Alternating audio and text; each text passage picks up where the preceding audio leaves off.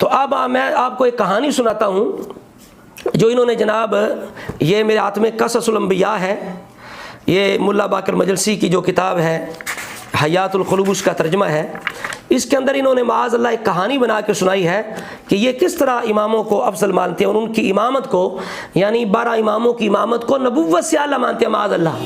جس طرح وہ نبی کو اللہ منتخب فرماتا ہے، کہتے ہیں امام کو بھی اللہ منتخب فرماتا ہے، بلکہ نبیوں سے اعلیٰ یہ امامت جو ہے وہ سمجھتے ہیں۔ اور یہاں تک انہوں نے کہہ دیا کہ جس نبی پر بھی کوئی آزمائش آئی، معاذ اللہ استغفر اللہ، وہ اس وجہ سے آئی کہ اس نے ان اماموں کی امامت کو مانا نہیں ہے۔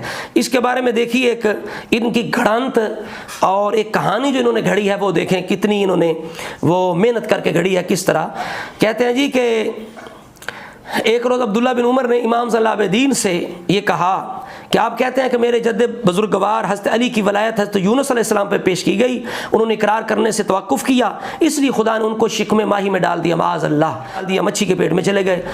امام صلی اللہ علیہ الدین کہنے لگے بالکل بے شک۔ عبداللہ نے کہا اگر سچ کہتے ہیں تو پھر علامت دکھائیں، کوئی ثبوت دکھائیں۔ ابو حمزہ کہتا ہے راوی کہ حضرت نے اس کی میری آنکھوں پہ پٹی باندھی، تھوڑی دیر کے بعد فرمایا کہ اپنی آنکھیں کھول دو۔ جب ہم نے اپنی آنکھیں کھولی تو اپنے آپ کو دریا کے کنارے پایا جس کی موجیں بلند ہو رہی تھی۔ عبداللہ بن عمر نے کہا میرے سردار، میرا خون آپ کی گردن پر ہوگا۔ حضرت نے فرمایا اس طرح مت کر، اپنی سجائی کی علامت تجھے دکھانا چاہتا ہوں۔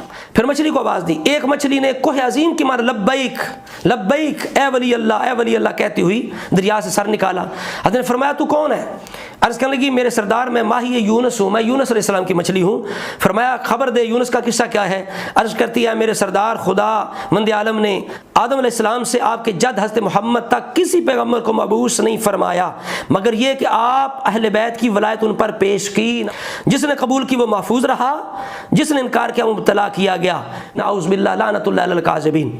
کہ خود امام جعفر صادق فرماتے ہیں، یہ ان کی رجال کشی کے اندر بھی موجود ہے، اصول کافی کے اندر اس طرح کی متعدد روایات ہیں۔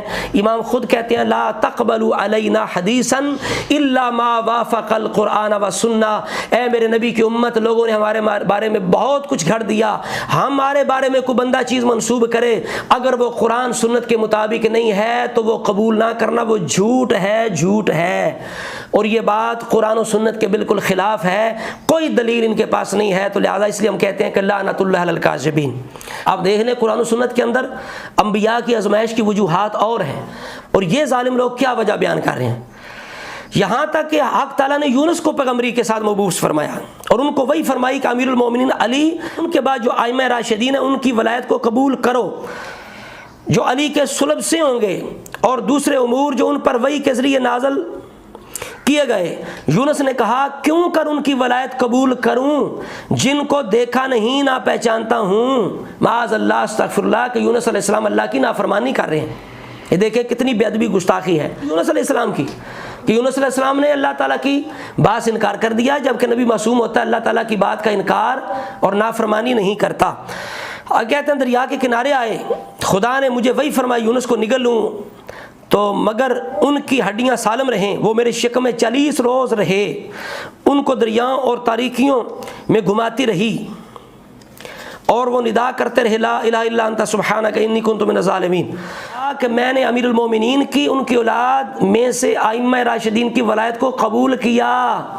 پھر یونس علیہ السلام نے مچھلی کے پیٹ کے اندر قبول کر لیا، مان لیا۔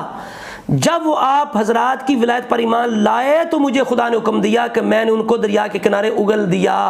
یہ سن کر امام نے حکم دیا مچھلی اپنے مقام پر چلی جا، مچھلی چلی گئی، موجیں زائل ہو گئیں، پانی ساکن ہو گیا۔ یہ ہے کہانی انہوں نے بنائی ہوئی، یہ دیکھ لیں گھڑی ہوئی۔ اب اور حوالہ دیکھ لیں اس بات امامت کا، یہ جلد ہے ملا باقر مجلسی، اس کے اندر معاذ اللہ یہ کہتا ہے ایک جگہ کہ قرآن مجید کے اندر اماموں کا نام تھا تو معاذ اللہ استغفر اللہ اس کو نکال دیا گیا۔ یہ نہیں کہ منسوخ ہو گئی، منسوخ ہونے کا کیا مطلب تھا؟ اگر اللہ تعالیٰ کی طرف سے امامت ہوتی تو منسوخ ہونے کا بھی کوئی مطلب نہیں تھا، وہ بھی جھوٹ تھا، لیکن یہاں کہا نکال دیا گیا۔